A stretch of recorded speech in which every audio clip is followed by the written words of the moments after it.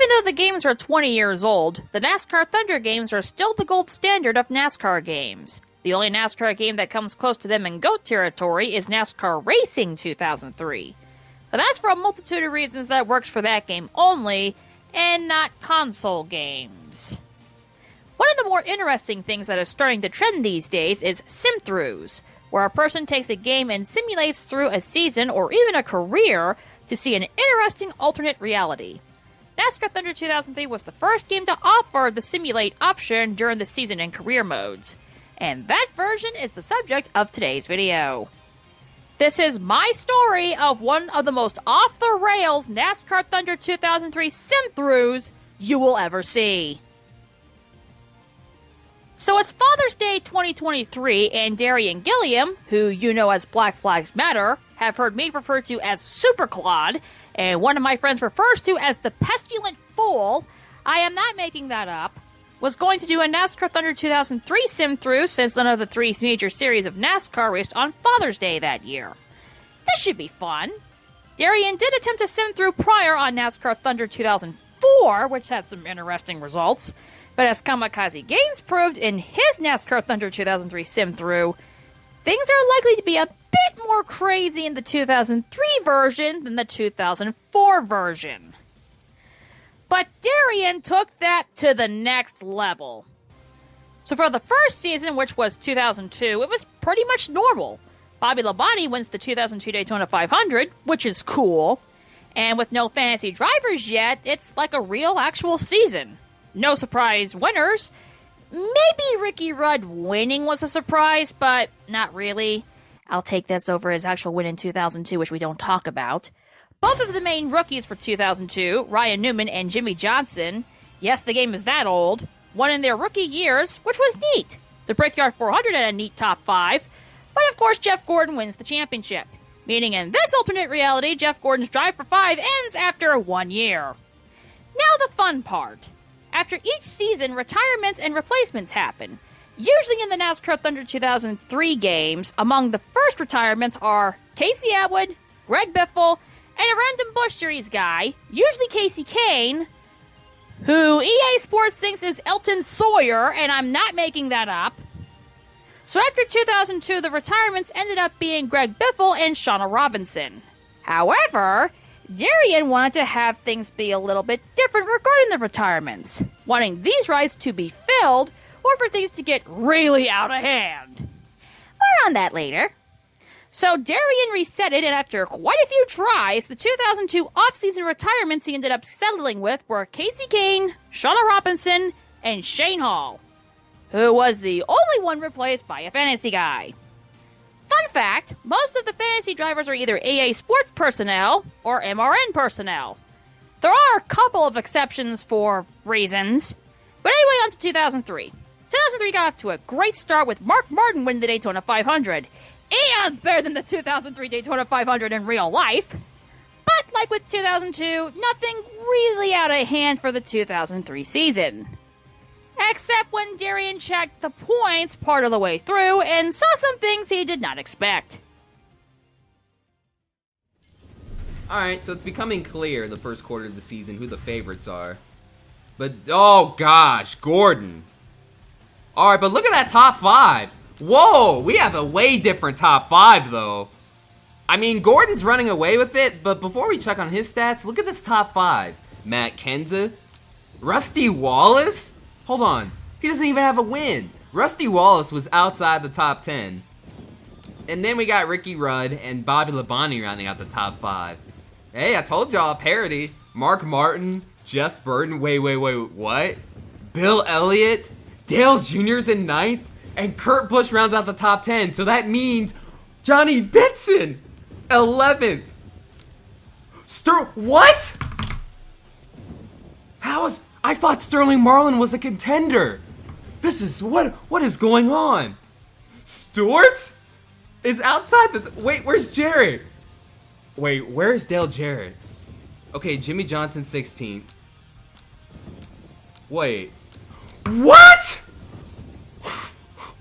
What? Oh, it's bad seasons, Dale Jarrett 2003, just like in real life. Bro, this is what? Oh, that is a disgusting stat line. A 23rd place average finish. Anyway, my family swept the brickyard with my dad's favorite winning, my uncle's favorite second, and my favorite third. How the hell the ARCA car of Frank Kimmel got a top 10, I don't know. Why is he even in this game again? Darian figures out his infamous jinxing ability knows no bounds the following race at Watkins Glen. Which means Matt Kenseth now has the points lead. Matt Kenseth with 3 wins. He was the actual 2003 champion. And yeah, Johnny Benson finishes 3rd. Oh, Kenseth! Oh my god, dude. We were just talking about you, bro. We were just giving him props. And of course, Gordon goes on to win the very same race Kenseth DNFs in. Of course. There's no need to look at the points. I already know it. Kenseth's not first anymore. As well as Kansas. Oh, Kenseth. Choking. We got a choker. We got a bit of a choker. Come on, Kenseth. You got 5 wins, bro. You got the most wins. Come on, man. Oh, wait. Hold on. Oh, Gordon with issues. Championship implications. I knew it. I knew I saw a yellow number there. It wasn't just Johnson, but Jeff Gordon. A horrible day for Hendrick. Oh, but Kenseth! No! The championship contenders. Both DNF. Oh, this is big. I didn't even see Kenseth at first. Oh my gosh. Bill Elliott! Awesome Bill from Dawsonville. Finally gets his victory in the Simthrough. Oh, I'm a little lightheaded. Hold on, let me catch my breath. But Bill Elliott won, so that makes up for that. Anyway, after Talladega, Dale Jarrett was 3rd in points. He was 22nd earlier. Dude, Dale Jarrett, if he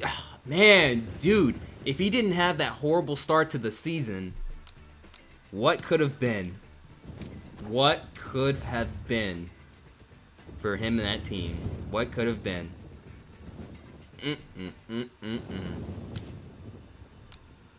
Alright, but let's see. Oh, sorry, Ultimate Dragon. Benson DNFs. And Jeff Gordon wins again. Here we go. Darian, you have no idea how much dumber it's going to get. Anyway, by the time we got to Phoenix, it was over. Badly over. Let's take a look at the points. I think it's over, but let me just add it up really quick. Let's just really quick. ×2. Yep, it is over. Jeff Gordon is the 2003 Winston Cup Series champion. Jeff Gordon just barely got the championship clinch. Just a little over 50 points. 302 would be the cutoff. 350. So that is it. Jeff Gordon doesn't need to race in the final 2 races, and he is good to go. Jeff Gordon wins the title again. Now he's a 6-time champion in this alternate reality, including 3 straight going back to his real-life last championship in 2001. As for the 2003 off-season retirements, the inevitable happened, and then some. The most laps. Okay, we already saved it. Please give us good retirements. Oh, wait a minute. Oh, yes. I'm liking these retirements. Yes.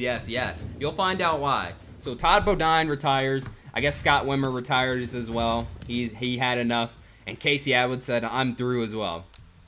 But Jamie McMurray takes over for Haas Carter Motorsports in the 26. Goes from the 27 to the 26. And Jeff Purvis takes over the 7. So when these replacement drivers, once they get some of these like notable rides, they actually do pretty well. So we don't have to restart. We're gonna stick with that. So the first try is what Darian went with here, and remember the friend who calls Darian the pestilent fool? Atwood and Bodine are 2 of her guys. Oh, fun! But good news, Jamie McMurray and Jeff Purvis, who EA Sports thinks is not one but both Grubb brothers, will carry on their legacies. In addition to Atwood and Bodine, Scott Wimmer retires and gives me my number back. Like with Richard Childress and the 3, I don't use this in the game. Anyway, on to 2004. To mimic the stupid schedule changes that NASCAR made in 2004 in real life, Darian mimics that in with some schedule changes of his own, which he does a few times throughout this entire sim-through. The Daytona 500 stays the same as the first race, and the winner was Sterling Marlin. The Earnhardt Sr. fan of my group will not be pleased. A quarter of the way through 2004, Jimmie Johnson finds himself beating Dale Jarrett in the previous year. Bill Elliott! Oh my goodness, Bill Elliott wins the first ever Rockingham Night race. Ricky Craven finishes 4th. And, oh boy. Jeff Gordon. Jeff Gordon DNFs to close out the first quarter of 2004. But he's still the points leader. I mean, it made a major difference, though, because look how close the points are. Got Jeff Gordon in first, followed by Mark Martin, 7 points back. Dale Jarrett, 22 points back. Matt Kenseth, 76. Harvick, 93. Jeff Burton, 93. Oh, wow. Yeah, we changed the schedule just in time. We changed the schedule just in time, folks. Oh, boy. Now we're starting to see a closer battle. But, yeah, Junior, way outside the championship battle. But, yeah, there's the rest of the top 10. And, wait. Oh, what the hell? What? Oh, dude. Why is he performing this bad? That's a bust. This is looking like a bust, bro. Oh my gosh. That's crazy. Okay, McMurray in 29th with his new team. Jeff Purvis in 26th, so at least they're improving it a tad. But Kyle Petty's in the top 20. Meanwhile, Johnson's outside the top 30. What is happening? Considering the stats come from 2002 and Jimmie Johnson was a rookie, of course his success in this reality could not have been predicted in the alternate reality. Meanwhile, Darian takes another shot at Casey Atwood again. Alright, Dale Jarrett wins at Dover. Gets the win at Dover. Jeff Purvis gets a top 10 run for the Everham Jimmy Smith entry. More top 10s than Casey Atwood got for them in the sim-through. Jeff Gordon wins at Darlington. Bill Elliott wins the Coca-Cola 600, which make me happy. At halfway, Kurt Busch gets on a hot streak out of nowhere. My boys are pretty close to each other in points, which will be a common thing. Bill Elliott wins the Brickyard 400 again. Awesome. Both my guys finished top 4 at Watkins Glen. Fun fact, for some reason, Johnny Benson is a road course expert in the NASCAR Thunder games, which unfortunately does not match real life. Anyway, Dale Jarrett becomes the first true challenger to Jeff Gordon's championship dominance. Can he do it? Or does Darian jinx him? They were tied after Talladega, so of course... Jeff Gordon wins the race, finishes just ahead of Dale Jarrett in second, Matt Kenseth in third. Talk about being the best of the best. Jeff Gordon wins the race, but where's Dale Jarrett?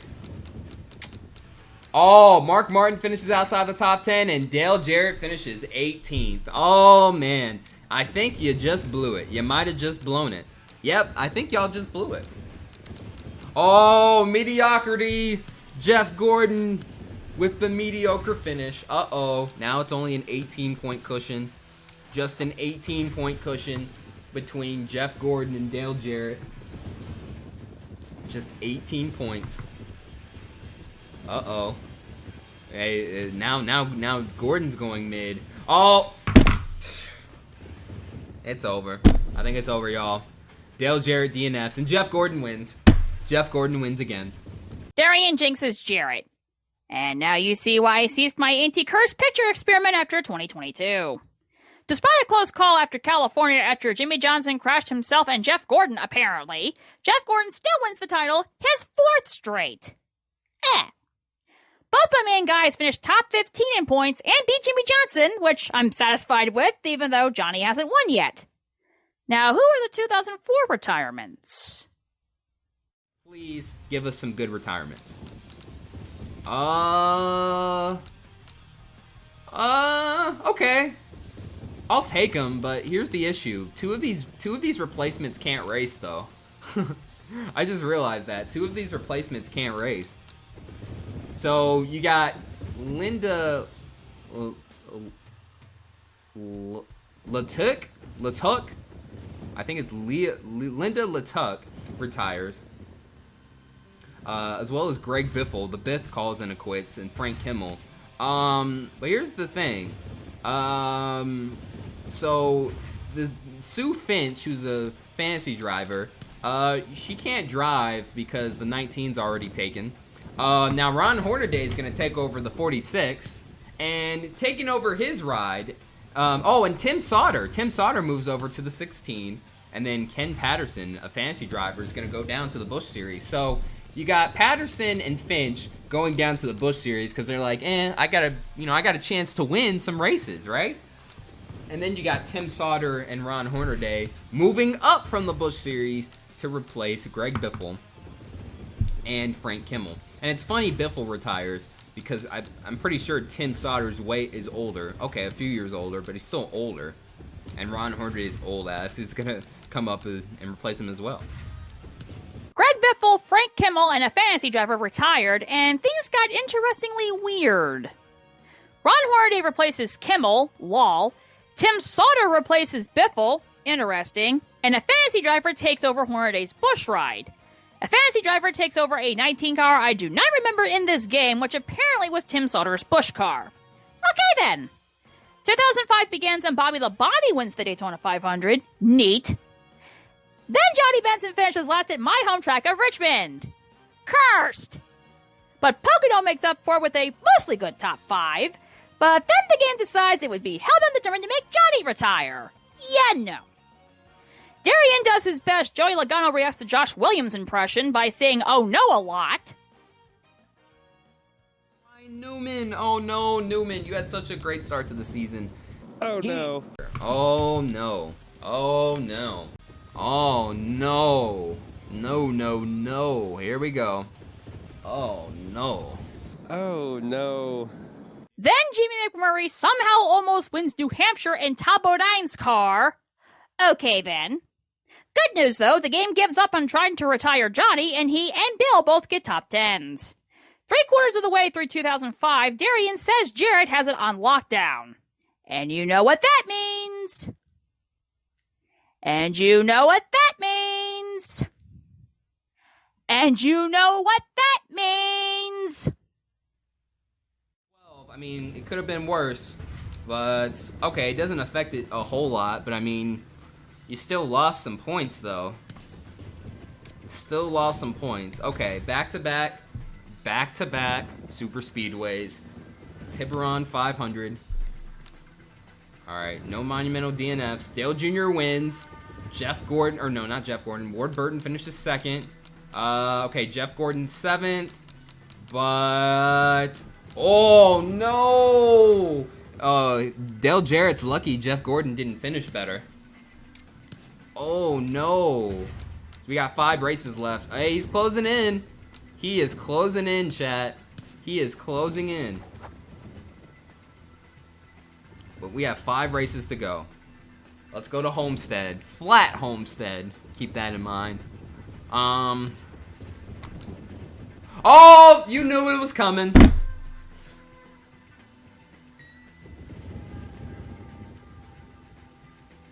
You knew it was coming. You knew it was coming.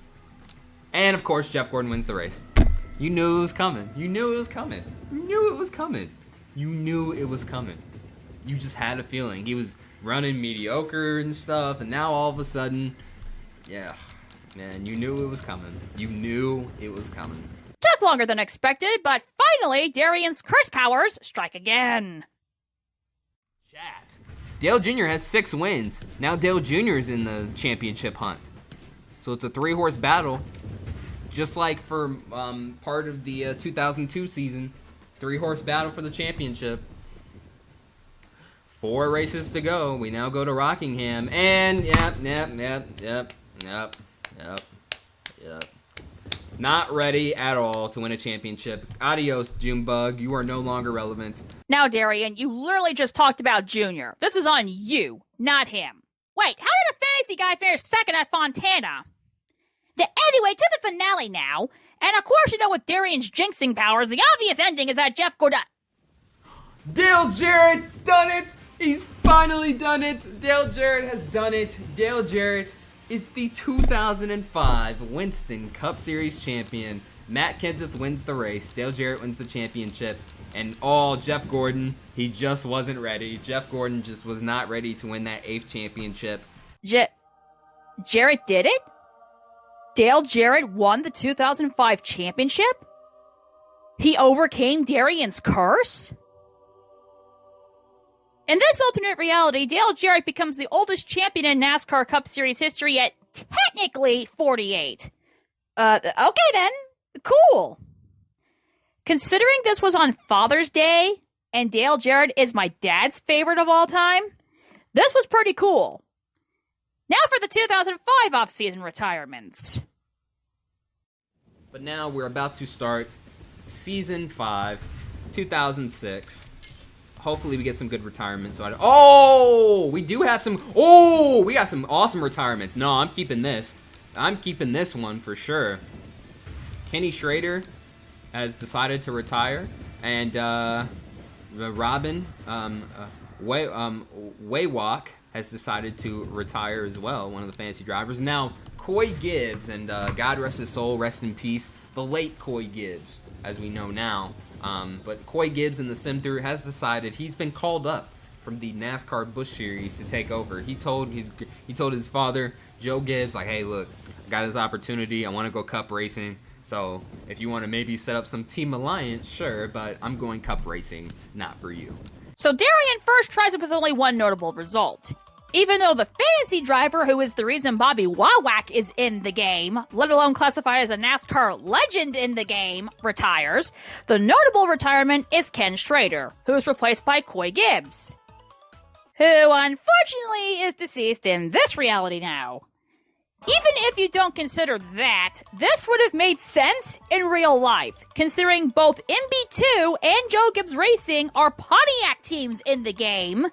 Not to mention M&M's, Schrader's sponsor, became well known with Joe Gibbs Racing years later in the actual timeline.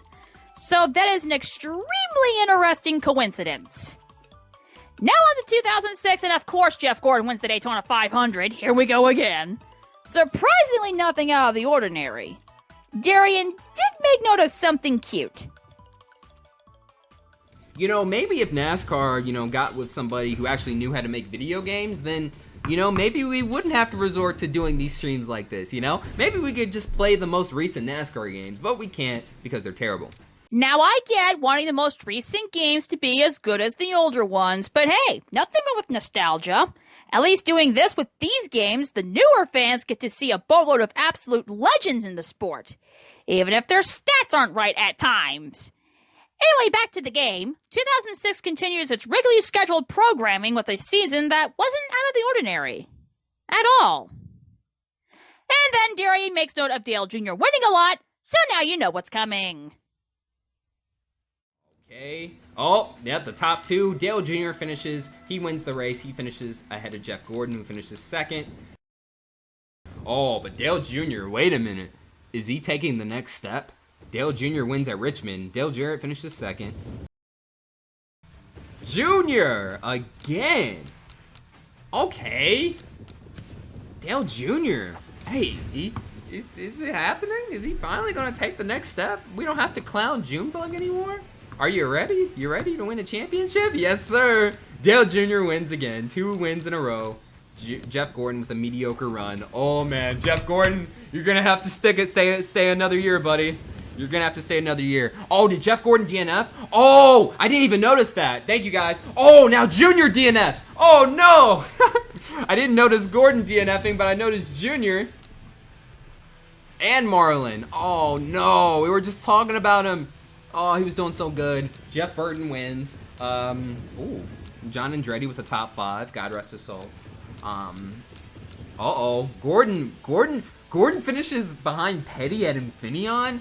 Oh my gosh. Gordon must have some type of electrical issue or something. I don't know. Yes, Darian, this is what happens when the game tries to make my driver the last car champion. Anyway, back to your regularly scheduled jinxing. Okay. So even though Junior had a bit of a bump in the road, tiny little bump in the road there, he's still able to hold on to the points lead. Oh, but here we go again with the mediocre runs, the 11th place runs, and now just 24 points behind. Just 24 points behind. But Ward Burton, yes, Ward Burton won finally. Finally won a race. Oh!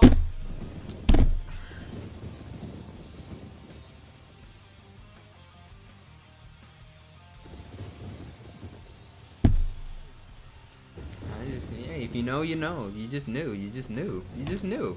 Because Stewart wins, but Gordon finishes second. And Junior, did Junior just blow it? In the midst of that, Coy Gibbs is getting a good amount of top 10s, which, given his 2002 status plus Schrader's car, is actually pretty good. Meanwhile, Darian apparently can't figure out just how strong his jinxing ability really is.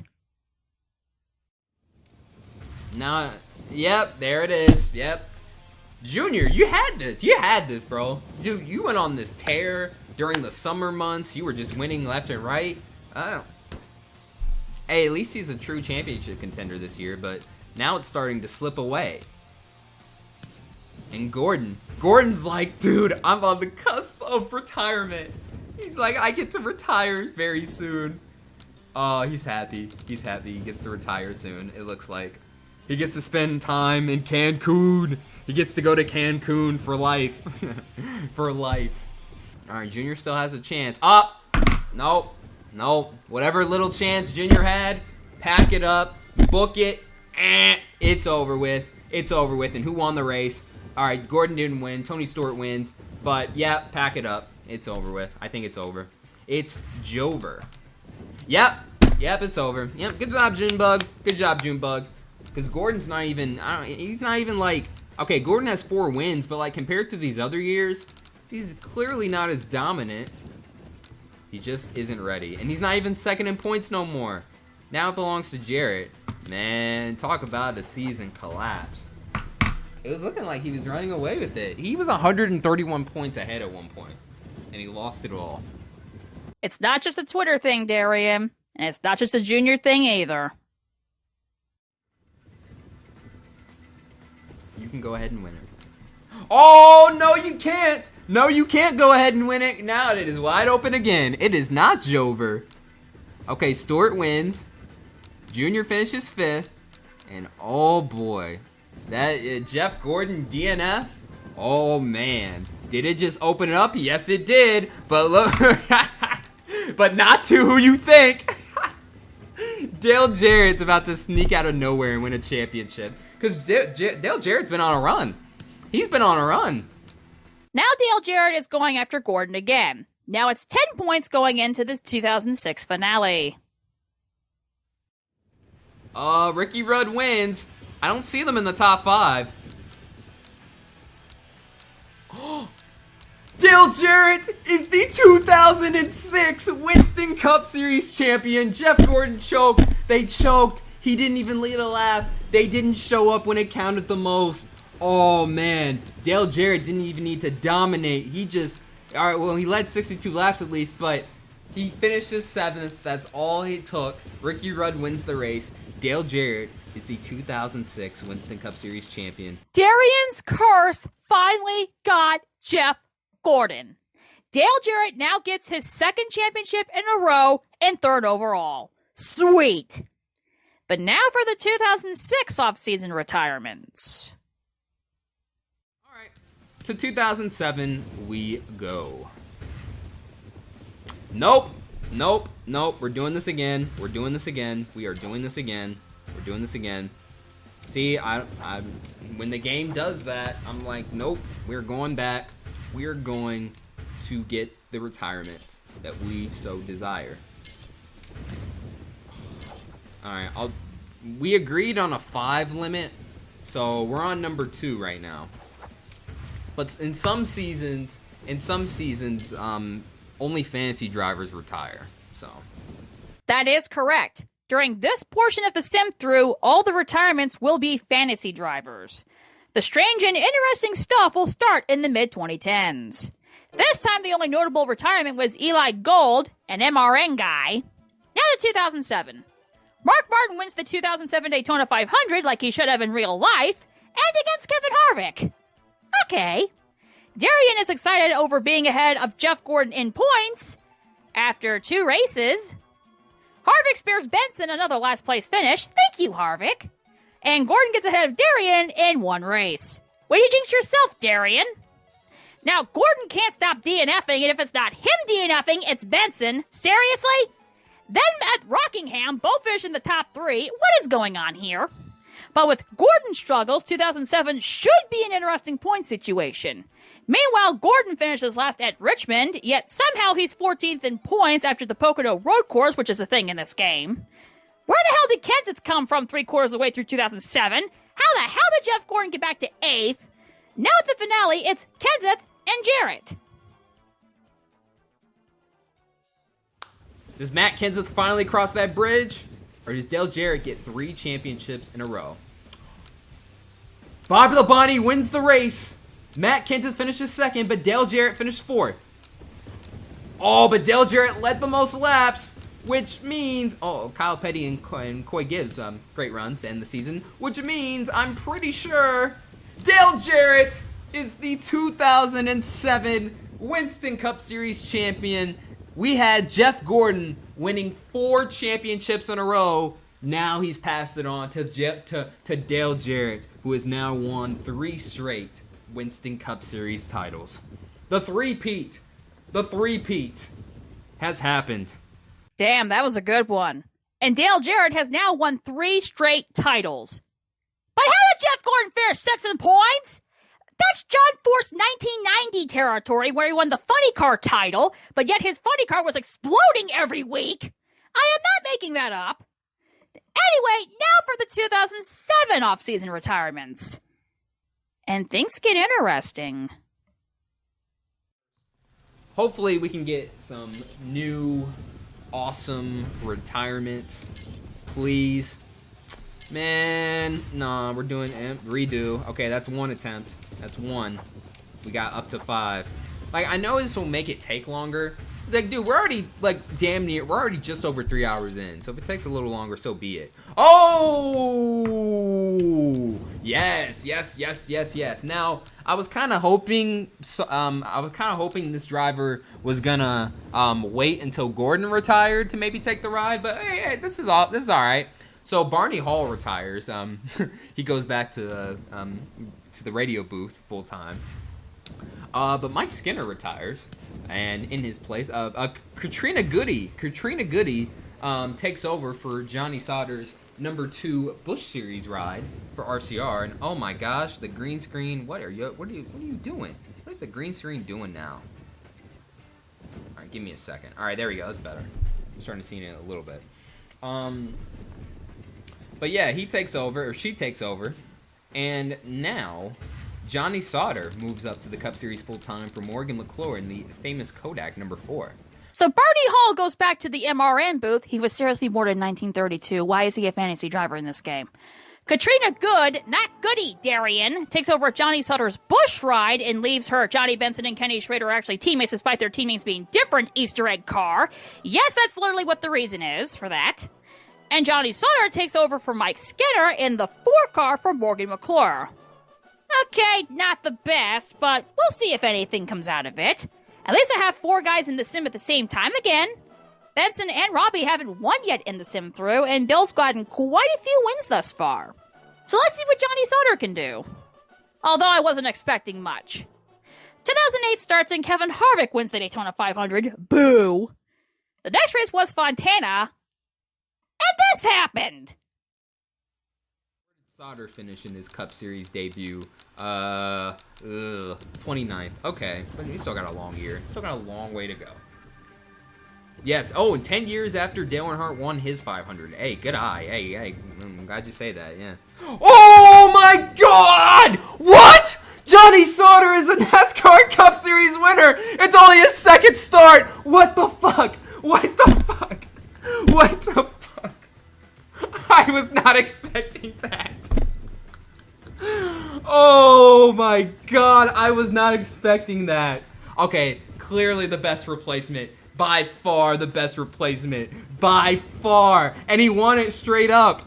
He led 72. He led the most laps. What? He led the most laps, so it wasn't a fuel mileage race. He started in 29th, the same position where he finished in his Cup debut. And he's a winner. There are some guys who haven't even won a single race yet. And now Johnny Sauter out of nowhere in his second start. Yeah, no cautions neither. Johnny Sauter out of nowhere in his second start just wins. Dude, it took him forever. It took him until race 8 or 9 in the test sins to win in the 24. And now he wins in his second start for Morgan McClure off of straight up speed with no cautions or gimmicks or anything like that. Johnny Sauter's a Cup Series winner. A Cup Series winner. Yeah, already a 50% winning percentage. I'm sorry, what? Yeah, it's Johnny Sauter, but it's also Morgan McClure Motorsports.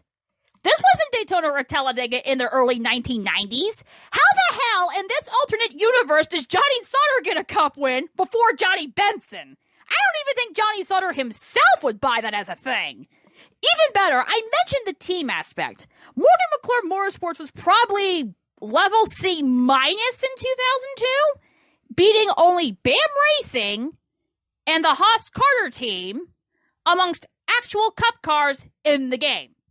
Not to mention, in 2002, Johnny Sauter was most famous for this. On the outside. And you're set line and say, whoa, trouble. The 2-car upside down, over and on to Scott Briggs. It's the big one. Oh, boy, who is that still flipping? Sauter. It was Johnny Sauter. There's not anybody left. I mean, I only see about 4 or 5 cars that are coming around through 3 and 4 right now that were not in this race. They see Mike McLaughlin in 18. They're still getting upside down cars driving under cars. There has to be 25 cars over there. There's Michael Waltrip. Damage Lyndon Amick. And you see the 2 of Johnny Sauter. But if you thought that was the biggest upset in this entire thing, or that this was a fluke, oh, you are so mistaken. Somehow after that, the season was somewhat normal compared to real life. Jeff Gordon got to 100 Cup wins, goody. Somehow 4 out of 5 in our racing group, who have a driver in this, gets a driver to finish in the top 6 at Sonoma. Meanwhile, the highest finisher for the 5th was 20th. Chicagoland had a blessed top 5. I think that's how that meme works. Indy was blurst. Why does this game want Benson to be the last car champion? Houston in real life was bad enough. Darian jinxes Harvick. Wow, even after all that, Dale Jarrett is still the points leader. You know what it was? I believe that mediocre run might have hurt Harvick there. Yeah, but Dale Jarrett is 74 points ahead of Kevin Harvick, 82 ahead of Jeff Gordon, and 116 ahead of Junior. So it's these top 4 that are battling for the championship. Oh, never mind, it's over. Damn, Harvick. You were doing You were doing so good. You were doing so good, man. Oh, man. So it looks like Harvick's chances are done. But Gordon's have improved. And, oh, you got the top 3. Gordon, Jarrett, and Junior make up the top 3. So it's not like he gained a whole lot on him. Okay, but he's less than 100 points behind. But damn, that's over. That's over for Harvick. Finally! Anyway, the 2008 title comes down between Dale Jarrett and Jeff Gordon, with Dale Earnhardt Jr. having a somewhat outside chance, giving me flashbacks to 2006 in trucks.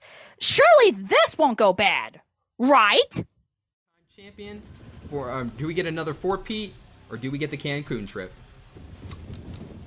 Jeff Gordon did it! He did it! Jeff Gordon's done it! Sterling Marlin wins the race, but Jeff Gordon in third with 62 laps led has done it. He is the 2008 Winston Cup Series champion and wins that 8th coveted title. Jeff Gordon, as Noah Coleman put it in chat, Jeff Gordon stands alone. Number 8 in 2008. It was meant to be. It was meant to be. It was meant to be. Jeff Gordon won his 8th title. And Johnny Sauter in his first full season was my top guy in points. How did that happen? Anyway, now we get to the 2008 retirements. With Jeff Gordon getting an 8th championship, he will automatically be one of the retirements, as that is one of the 2 ways an auto retirement can happen. The other being hitting a certain age by the end of the season, usually 57 or 58. So let's see what happens. Song season. Okay, this is the part I was looking for. We have to find the right replacement for Jeff Gordon. I just don't want anyone driving that car. All right, I want to try and get like a young guy in there. So let's see. Let's see what we get. No. We're not doing a sim through without the 24. No. All right, no. Somebody's gonna replace Gordon. That's why I'm doing this. Damn part. No, we can do better. We can do better. I know we can do better. No disrespect to Dan Parters, but I know we can get a young driver in there. There's a few of them. We can get a younger guy in there. I want to get Brian Vickers in there, honestly. No, we need a replacement. But also Bobby Hamilton retired too. So I want to try and get a replacement for both of them. Bro, James Finch is a fossil. He's a fossil. Why do it? No. I'm not. No. Come on, game. I want a younger guy in there. Damn, keep redoing it. A younger driver. Okay. What? So Jay Sauter replaces the 55, but no replacement for Jeff Gordon. I want to do it. Again, you found a replacement for the 55, but not the 24. All right. We'll just. All right. I guess we'll just. Whoever replaces Jeff Gordon in the 24, we'll just go with, because then we'll be here all day. I really want it to be Vickers though, but you know I have no control over that. Well, hey, look, here it is. Okay, so we got Chad. We got 2 replacements finally. We haven't had 2 replacements yet. We finally got them. So I guess we'll just roll with it. Bobby Hamilton retires. So does Jeff Gordon. With all of those, look at his accomplished career. But yeah, we'll just have to roll with Dan Parters, I guess. I mean, I know he's a little older and stuff, but you know he's still technically a rookie, right? So I guess we'll have to roll with it. And then Chad Chaffin, another rookie, in the 55. So then I see Dave Nichols and Christy Jones will be the replacement drivers in the Busch Series. The game insisted on Dan Parters being in the 24, so be it. Lol. Although James Finch in the 24 would have been funnier considering he's actually a car owner. He owns the number 1 Busch car, which I completely forgot was in this game, let alone with him as the driver. Chad Chaffin also takes over Bobby Hamilton's ride, so unfortunately he doesn't get to the age-limit retirement like he did in KamikazeGames' sim-through run of Thunder 03. A fantasy driver takes over the Busch Series number 32 that was Parters' ride, as well as Chad Chaffin's number 16 Busch ride. Also, I didn't know this until I was looking at the chat writing the story to this video, but somewhere during the sim-through, Hendrick Motorsports switched to Pontiac, but now is going back to Chevy in 2009. So, Hendrick Motorsports in this reality did what Joe Gibbs Racing did in real life. Win a championship in a Pontiac, and then go back to Chevrolet in the off-season. Okay then. On to 2009. Jeff Burton wins the 2009 Daytona 500, which is eons better than how that race went in real life. No joke, Elliott Sadler's driver for winner, not Mike Kenseth. Apparently, the Hendrick engine disaster from 2002 Talladega in real life hit the 2009 Daytona summer race in this alternate universe. Thank God Ricky Craven finished last, though. Darian has a moment of clarity. Oh, but Dale Jr. Dude, Jr.'s been consistent, and we've gotten on him for years about not being consistent. He doesn't even have a win yet. He doesn't even have a win. Oh, this has to be his year, right? Because, dude, look at this. Mark Martin. I thought Mark Martin was the most consistent. But he has 5 wins, and he's... What's Jr.'s average finish? Oh, 6.4. That's why. Jeez. All right, let's continue. It's a pretty good battle. But yeah, Jeff Gordon's he's coming back from his Cancun trip to help out. And Every time I give Junior a compliment and stuff, it always ends badly. Now he DNFs. Now he DNFs. Way to go. You're finally figuring it out, Darian. 3 of my guys got top 10s at the Brickyard, but somehow lost to Chad Chaffin, so that was interesting. My boys then get 5th, 6th, 7th, 11th at New Hampshire. Awesome. At the 3-quarter mark of 2009, Dale Jarrett, Mark Martin, and Dale Earnhardt Jr. were the championship favorites. Meanwhile, Bill and the 2 Johnnies are battling to be top dog of the NASCAR dozen, being close together in points. Except not really, because Bill is almost 200 points ahead of the 2 Johnnies. So we'll see if Bill will in fact beat the top dog amongst my guys in 2009 in this alternate reality. Dale Jarrett wins Talladega, and my top 2 guys finish 2nd and 4th at Talladega nonetheless. Darian accidentally runs the race at Fontana and tries to DNF himself to no avail and quits the race. Now, he only did that once in NASCAR Thunder 2004 during his sim-through of that game to check out the Daytona Beach course. 2 hilarious results.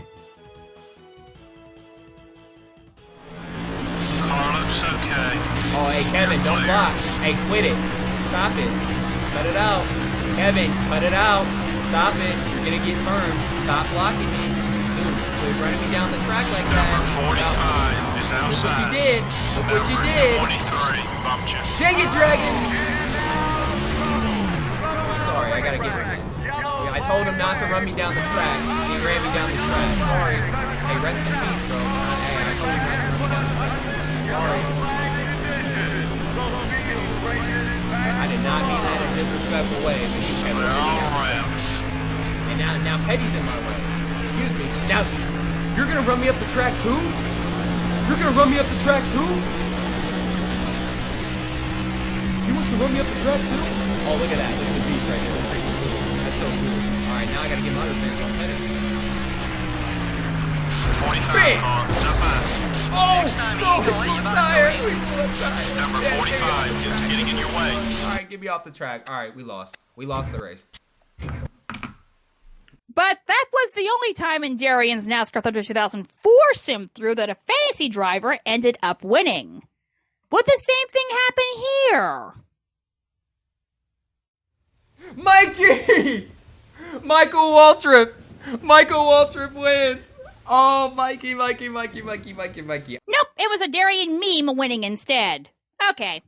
Anyway, the 2009 championship came down between the 2 actual popular Hendrick guys in the actual timeline in 2009.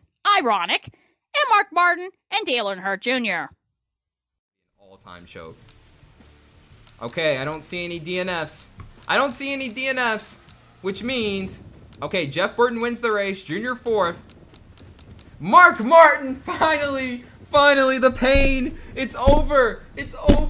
Mark Martin is the 2009 Winston Cup Series champion. Finally. Mark Martin gets his 2nd career championship. He's the actual and rightful 1990 Cup Series champion, Senior Nation. Shut up. And Bill Elliott did, in fact, win the billing as the top dog of the NASCAR dozen for 2009, reclaiming it from Johnny Sauter. Only 3 fantasy drivers retired after 2009, so it's on to 2010. The 2010 Daytona 500 was won by Dale Jarrett. Cool. Johnny Sauter is on a string of top 10s, which I can't believe. Again, Morgan McLaurin 2002. A quarter of the way through the season. Just 1 victory. His teammate has 2. Jeff Burton's sitting 2nd. 3rd is Sterling Marlin with 2 wins. 4th is Dale Earnhardt Jr. And rounding out Johnny Sauter is P5 in points. Hey, look at the championship. Are we talking championship here for Morgan McLaurin Motorsports? Ayo, Sauter in 5th. He is off to a fabulous start ahead of Dale Jarrett. Johnny Sauter 5th in points? Did not see that coming. At this point, I said, if Johnny Sauter wins a title in this, I will make that a mini-movie on my channel. Looking good. Oh, you'll make a mini-movie about it on your channel? Oh, that's cool. So I hope that happens. Spoiler alert? Well, let's find out. Well, Sauter won Pocono, but everything else was essentially normal. Although Sauter and Coy Gibbs did get a lot of top 10s. Despite that, a couple DNFs derailed Sauter, and at the 3-quarter mark, Sauter is now 11th points, but still the highest of my guys overall. As for the rest of 2010... Dale Jarrett with another top 10 finish. I feel like Dale Jarrett, just as long as he doesn't DNF, he should be good, because nobody amongst the top 5 is really winning a shit ton of races like that, except Sterling Marlin, who was won again, and now he wins at Kansas. Oh, Ron Hornaday gets a top 5, or top 10, excuse me.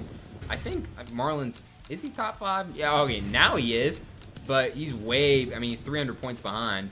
Yeah, this is looking like, this is Dale Jarrett's championship to lose, folks. This is Dale Jarrett's championship to lose, ladies and gentlemen. This is his championship to, oh, and just as I say that, you DNF, first 10 laps in.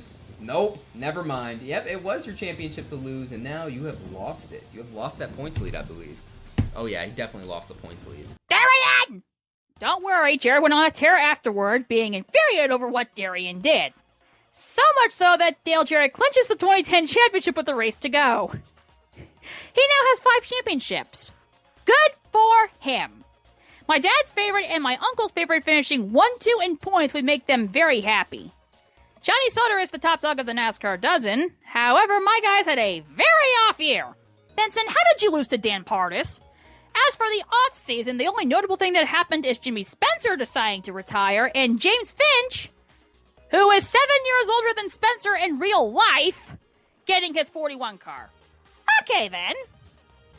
2011 begins, and we have yet another instance of someone named Dale stealing a Daytona 500 from Johnny Benson. But this time it was Dale Earnhardt Jr. who did that. Uh-huh. Wait, by 8 seconds? 8 seconds at Daytona. Okay, gonna guess fuel mileage a la Greg Biffle in the 2003 Pepsi 400 in real life, and Dale Jr. was the only one who made it on fuel. This leads into Jr. going on a hot streak. Meanwhile... Oh, it was by 8 seconds, so not a big deal. Oh, okay, yeah, you're right. Well, that's a bigger deal. He DNFs after 6 laps at Texas. Apparently, Darian hadn't noticed the game trying to make Benson the LASCAR champion again. Anyway, what? Really? Both Johnnies finished last? At Rockingham? Bruh. Some good news, though. Bill Elliott's 4th in points a quarter way through 2011, so that's neat. And then Bill finishes 41st and 39th the next 2 races. And then Sauter finishes 42nd 1 week, and then 42nd again 2 races later. And then last the race after that. What is this season? A whoopee, 38th in Michigan. Moving on up now. Never mind, 42nd at Infineon. At least this isn't happening to Benson anymore. Meanwhile, Harvick steals a win from Coy Gibbs. Fun fact, Coy Gibbs is the only NASCAR driver in NASCAR history to make NASCAR send the Dale Earnhardt Sr. wannabe golden boy Kevin Harvick to time out in real life. So, of course, in this reality, Harvick screws Gibbs over and gets away with it.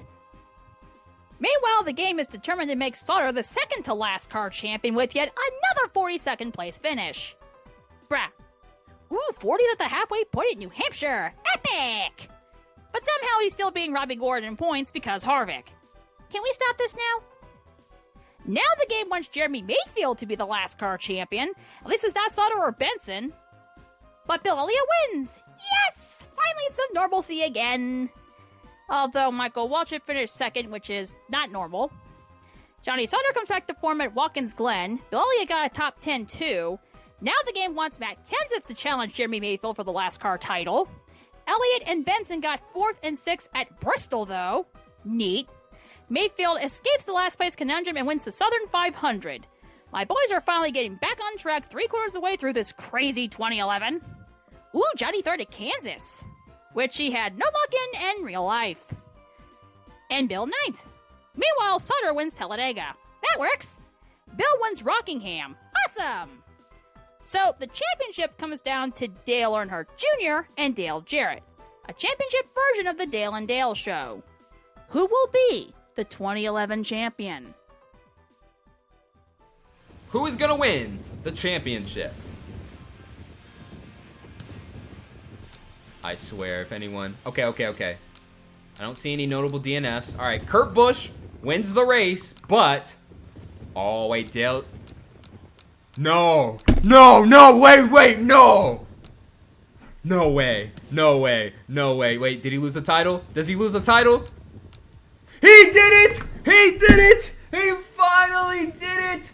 Dale Earnhardt Jr. is the 2011 Winston Cup Series champion. Oh, he finally did it. Okay, no, I was scared because I was still thinking in my mind like the 25-point gap, because if it was 25 points, Jr. obviously would have lost it there. But yes, Dale Earnhardt Jr. finally, you did it. You did it. He is a Winston Cup champion. He joins his father. He joins his legendary late father, Dale Sr., amongst the NASCAR champions. Yeah, with a 94-point lead, I believe a 13th place finish was a clincher regardless. But Dale Earnhardt Jr. finally gets his first championship in this alternate timeline. And Bill Elliott was the top dog amongst my guys for 2011. No notable retirements after 2011, so Darian shook up the schedule again. Now to 2012.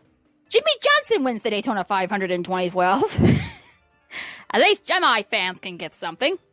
As did Jerry Nadeau fans, with Jerry finishing third at Rockingham. Sweet! Nothing out of the ordinary in 2012, surprising after 2011 went, until the Coke 600 where Bill finished last. Really gonna do this again, are we? But at least Sauter finished 9th. So now we get to the Pocono Road Course and... Wait, so does the driver lineup change or does it stay safe throughout the experiment? No. So, like, drivers retire and then they get replaced by fantasy drivers. Oh, Benson! Johnny Benson is a NASCAR Winston Cup Series winner. Johnny Benson! Oh! But no, they basically change. Yeah, where's Dragon? And depending on the change, a team or a driver will do better, or a driver could do worse with the team or whatever. It all depends. Like, that's why I didn't really want Pardis in the 24, but he's running a little bit better. But yeah, where's Dragon? Dude, if Dragon left now, like, damn, she missed out. You missed out, Ultimate Dragon. Johnny Benson is a NASCAR Winston Cup Series winner. Okay, Darian, for clarity purposes, I'll explain this one. During the 2012 schedule realignment, my folks and I decided to have pizza for dinner. I, of course, had to be the one to go get the pizza, which is why I was AFK, because texting while driving is illegal. Let that be your lesson for the day. Literally, as I walked in the door to the pizza place, that's when Johnny Benson finally got his win. I did see the spamming of his name and mine, so yes, Darian, I did in fact see it and heard you. And I was happy. Also, it was against Mark Martin, which matches both Johnny's real-life first Cup win and real-life first truck win. Okay, then. The only downside is that in this simulated universe, Johnny now has the record for the most Cup starts before his first win. At 572 starts. In KamikazeGames Simthrough of the game, Johnny got his first win in his 499th start. In real life, the record's held by Michael Wojcik at 463. Okay, then. But then the game says lol and has not one but both Johnnies finish at the 40s at the following race at Richmond, and then Bill gets 42nd at Chicagoland a race later. As I sent a message acknowledging that I did in fact see Johnny Benson's win, which was probably later than expected because my feed was a tiny bit behind due to me traveling, Johnny Sauter was not to be denied either. And Johnny Sauter gets a top 10 run. Oh, there you are. All right, I'm glad you were here to see that. There you are. I was about to say, you picked a horrible time to leave. I love this simulation. I love this simulator. Oh, Johnny Sauter again. I think this is Johnny's 4th career Cup Series victory. Johnny Sauter does it. He does it. For Morgan McClure Motorsports again. Johnny Saucer. You gotta call Johnny Saucer because he's just putting it together, man. And all the way back from 36, by the way. that's even more impressive. And then his brother Tim gets a top 10 run, and Kyle Petty gets a top 10, and so does Benson. At the halfway point, my boys were all together in points. Granted, they were 15th, 16th, and 17th, but hey, things are looking up though. But also have calmed down a bit. Sometimes my guys do well, other times they don't. After the 3-quarter mark, Darian comes back to reality that his jinxes are no joke. Or top 5. And there we go. Here it is. Wow, I thought Jarrett would be a lot closer to the front. Never mind. Now Junior's trying to look for his second championship in a row. See, all of those, choking, championship jokes away, they've gone away. They have gone away. All right, Dale Jarrett beats Jimmie Johnson at Texas. And, oh, wait a minute. Oh, there it is. There it is again. There it is again. I thought we were just done with the jokes, but I guess not. Now a 1-point difference. Well, thank you very much, Junebug. Thank you, because now the top 5's in it, and look how close it is. 1 point difference. Oh, thank you. Hey, thank you for choking, actually. Thank you very much. Eat your heart out, playoff format. Anyway, the Hendrick engine guys sabotaged the MB2 MBV teams at Charlotte. Thanks. But 2012 is destined to have a good guy champion, as the finale for the championship came down between Jeff Burton and Mark Martin. Who's going to win the championship? It's a Roush Fenway battle for the championship, a 3-horse race. Let's see. And, oh, Hendrick, they're down in the dumps. Oh, Mark Martin! It's over. Mark Martin loses the title. He was caught up in the big one. Matt Kenseth wins the race. But I think it's over. I think it's over, though, if I'm not mistaken. Yep, Jeff Burton is the 2012 Winston Cup Series champion. He did it. I told you Jeff Burton wins a championship late in the test I've done. But man, Jeff Burton wins the championship, and Matt Kenseth, Matt Kenseth finished runner-up again. Of course, with Talladega being the finale for whatever reason, of course Mark Martin wasn't going to win it. But Jeff Burton, the top favorite of one of my uncles, gets his first championship, and everything is okay. 2012 was actually a pretty good season, just like in real life. Darian tries for postseason retirements. I don't think Joe Moore was born in 1979. 2013 begins, and Matt Kenseth gets a Daytona 500 win he probably didn't deserve. Robbie Gordon 5th, cool, but why did Johnny finish last? At least Ricky Craven finishing last the next 2 races kind of makes up for it, so I can find some hilarity to that. But then Bill finishes 42nd the next race. However, the whoa moment for 2013 was when Bill and the 2 Johnnies finished 4th, 5th, 6th at Talladega. Okay. Anyway, Ricky Rudd all of a sudden is on a hot streak. James Finch gets a top 10 at Richmond. Sure. At halfway through 2013, Bill is 8th in points, Sauter is in 11th, and Benson is in 16th. And Robbie Gordon is waiting for Kevin Harvick to F off so Richard Childress can start sharing his good equipment with him and Jeff Green for once. Yes, Robbie, I know you being behind James Finch in points is not your fault, it's Childress's. Even in the sim universe, they are guinea pigs to Harvick. Now, in the second half of 2013, Benson finishes last at Infineon, of course, but hello! Oh my gosh, we have a fantasy winner!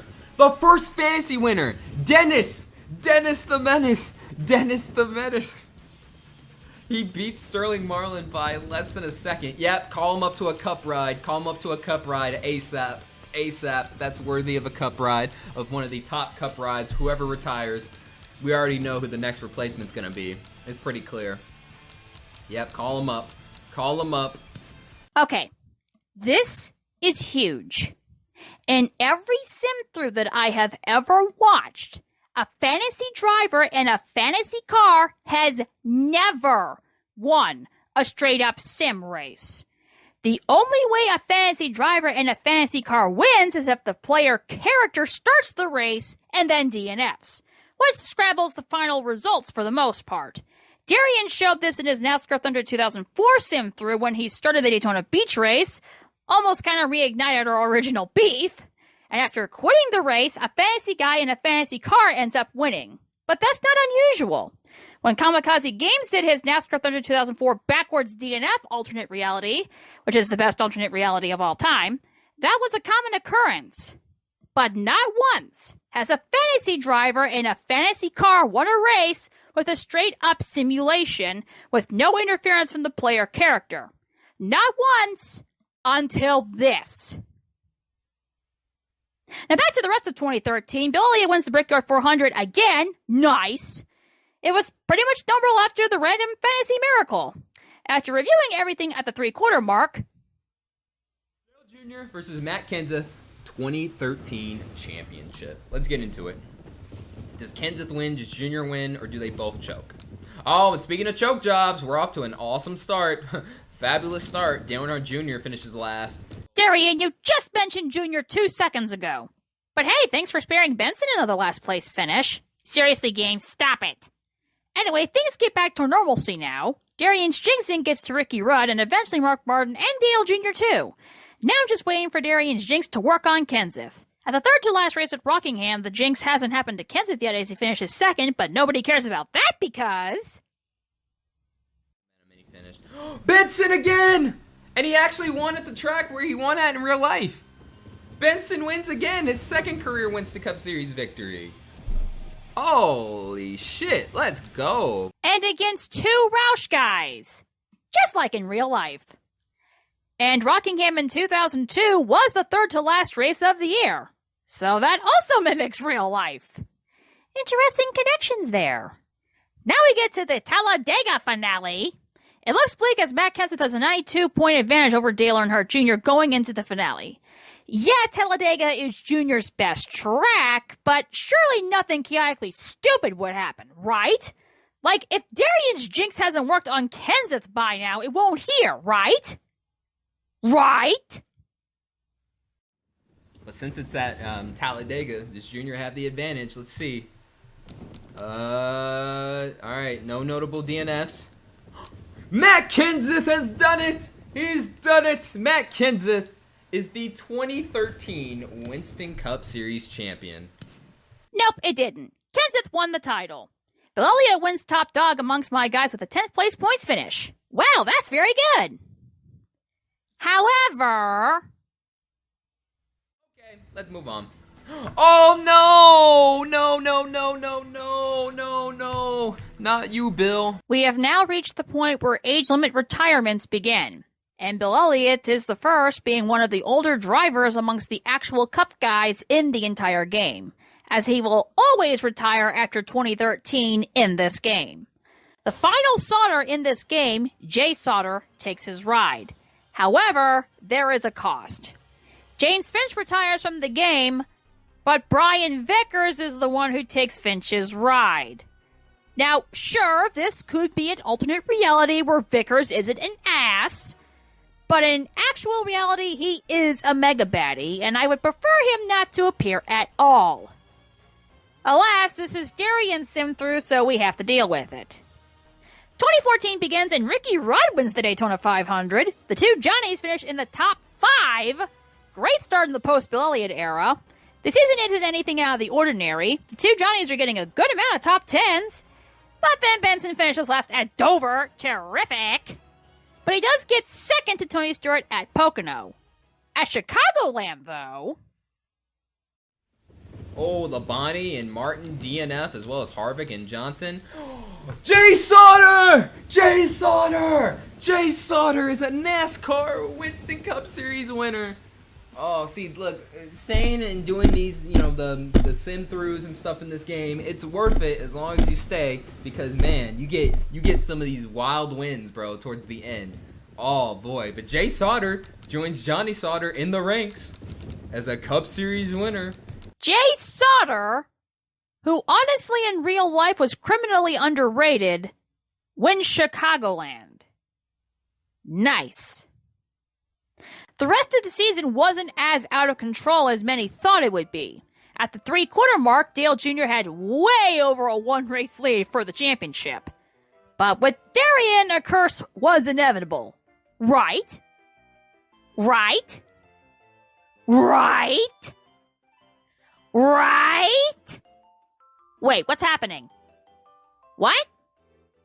The curse isn't working. Like, at all. Dale Earnhardt Jr. literally clinched the 2014 championship with 3 races to go. Yeah, he DNF'd Rockingham, but all Jr. had to do was start Rockingham and he clinched it. Darian's curse did essentially nothing to Dale Jr. for once. I'm amazed. Now, unfortunately, with Bill Elliott's retirement after 2013, I pretty much knew that Dale Jarrett and Rusty Wallace, who were both born the year after Bill, were going to retire after 2014. Now, what will Darian do here? Okay, let's move on. Oh, this is like our best set of retirements thus far. Oh, I just realized this too. Okay. So I think I'll allow this one. And some of y'all are probably thinking, well, what about the two being replaced? Now we have two different options. Okay, we could let Rusty Wallace retire without a replacement, but remember the RCR2 now gets to move up and replaces the two. So what do we want to do here? Do we want to try and sim for another try for another retirement and stuff, or do we want to just keep this as is? Because Dale Jarrett retired also. Okay, everyone's saying keep it. So we're yeah, that's what I'm seeing. Yeah, everyone's saying keep it. Okay, so Rusty Wallace officially retires. A great career, 58 poles, 61 career wins, just over 1,000 starts. Oh my gosh, this sim's crazy.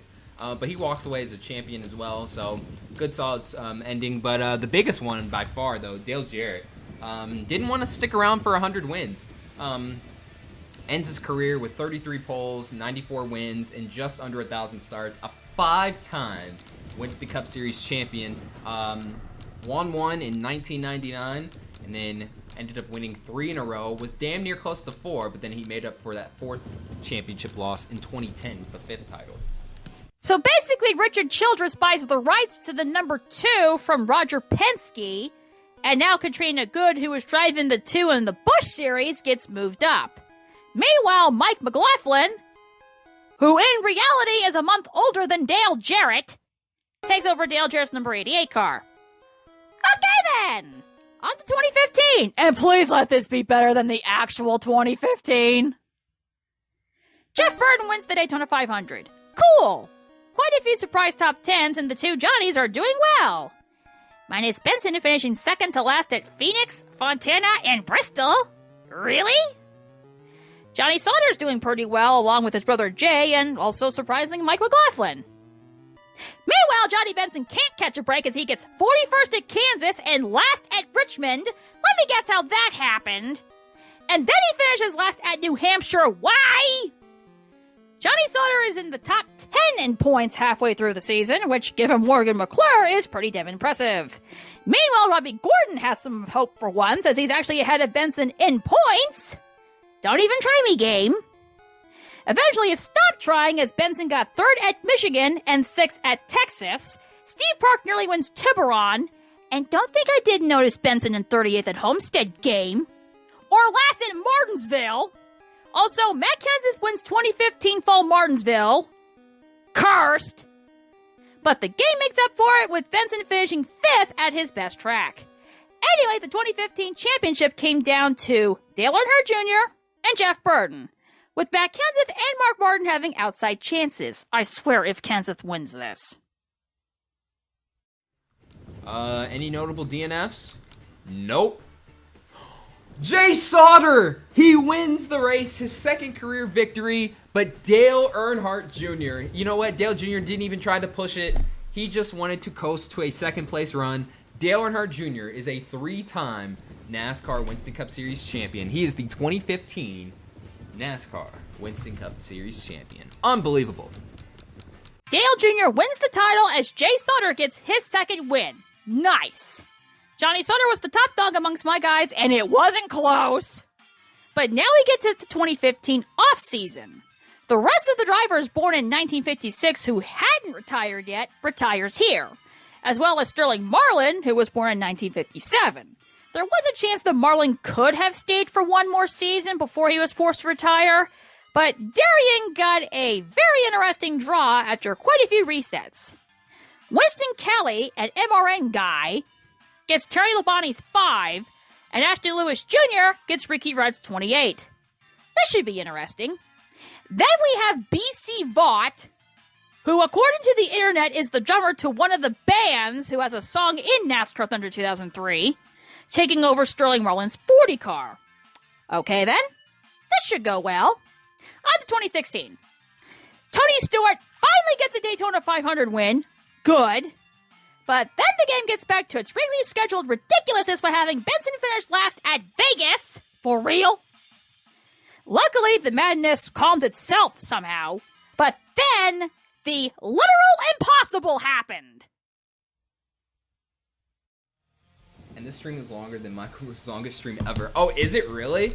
Damn, so I got that on him. Johnny Benson! He wins at Talladega, his 3rd career Winston Cup victory. There you go. Let's go, Johnny. My favorite driver wins at my least favorite track. A track that during the Valvoline era, Johnny Benson had absolutely no luck at. You want to know how bad Johnny Benson's luck at Talladega was during the Valvoline era? Johnny competed in 6 Talladega races during the Valvoline era. He DNF'd 5 of them. 4 of them due to the big one, and 2 of those could have been extremely dangerous to him. I'm not making that up. So if any win by an actual driver would be close to the biggest upset in this sim-through, outside of a fantasy guy in a fantasy car winning straight up, it'd be this one! And Mark Martin, a driver who is also infamous for bad luck at Talladega, finished 2nd. And Johnny Sauter finishes 3rd. So even though Mark Martin denied us a Johnny and Johnny show, which never happened in real life, I'll take this! And apparently Benson winning Talladega is what the stream needed because things were normal again with my boys doing very well. Dale Earnhardt Jr. is also doing better as well as he's dominating at the halfway point of 2016. Benson wants revenge for what the game did to him in 2015 as he leads Sauter for the top dog amongst my guys. But Sauter had something to say about that as he won Infineon. And then the game wanted to spice things up by having Benson finish 39th at Watkins Glen. Don't think I didn't notice that game. Darian makes an interesting observation. But yeah, 5th career win for Johnny. For Johnny Sauter. He has more wins. Damn, he has more wins than Johnny Benson now. Oh, Thunder Road 220. There you go. Actually, wait, hold on. He has more wins than Jimmie now. I just realized that. Let me go back and check. But Mark Martin wins the Sharpie 500. Yeah, let me go back and check that. I think Sauter got a top 10. Let's check on the points. Might as well. Yeah, it's Junior's title to lose. But let's see. Johnson, 4 wins. Sauter.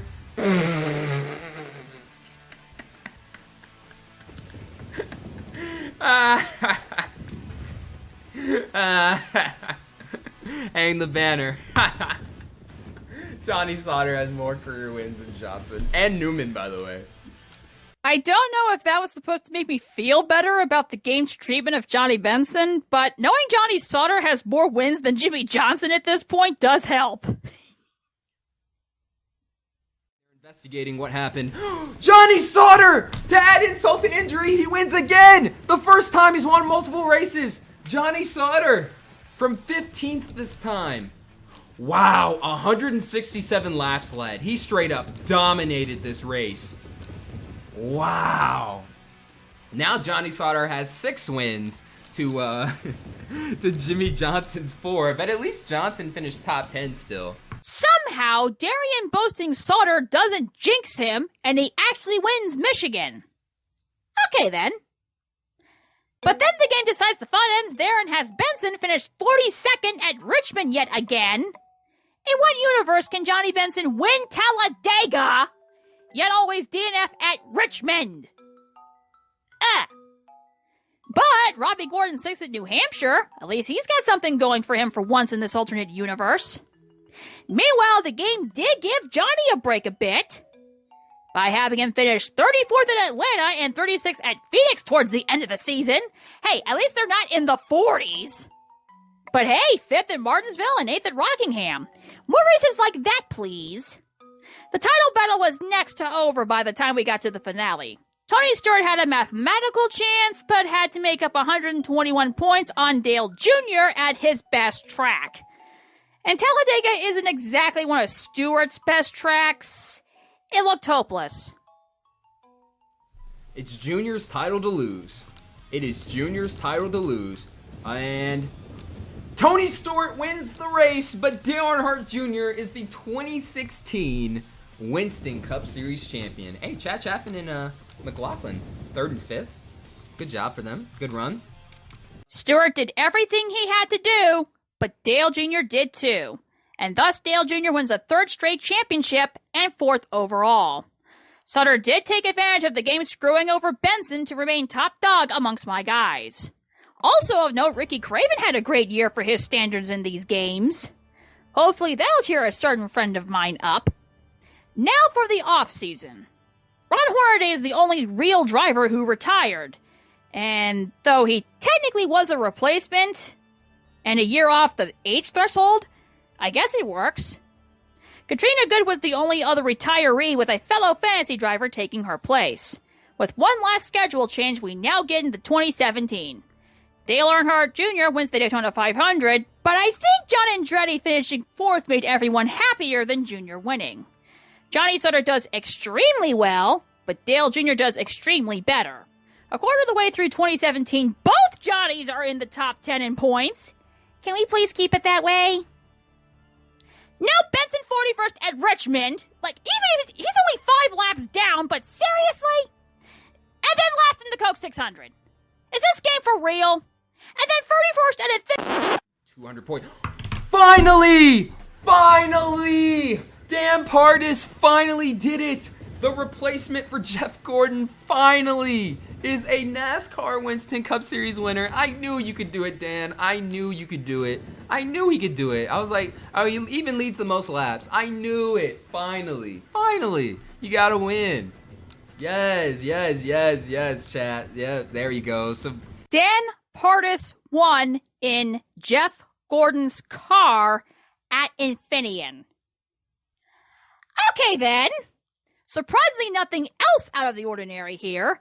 Matt Kenseth denies a Johnny and Johnny show as the two finished 2nd and 3rd at Watkins Glen.